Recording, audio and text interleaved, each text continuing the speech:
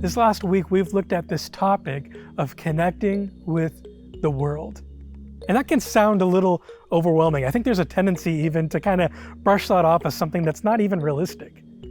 But there's something that Jesus says. There's this open invitation Jesus gives that I think might be relevant now than when Jesus said it 2,000 years ago.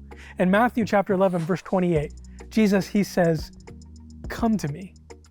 Come to me, all who are weary and burdened, and I will give you rest." He says, "My yoke is easy and my burden light." Jesus is talking about this in contrast to the Old Testament law. There were many who were so burdened, so tired and weary, trying to live out these hundreds of laws enforced by religious leaders.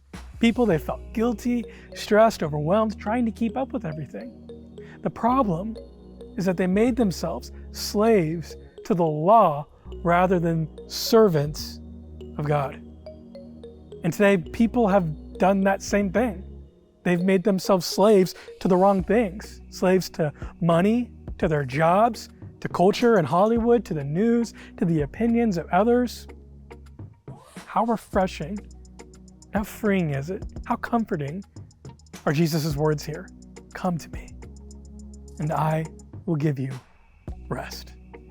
There's a lot of things about the kingdom of God that are backwards compared to the world. And this is one of them, that by submitting to Christ, becoming a slave to Him, that is where we find freedom.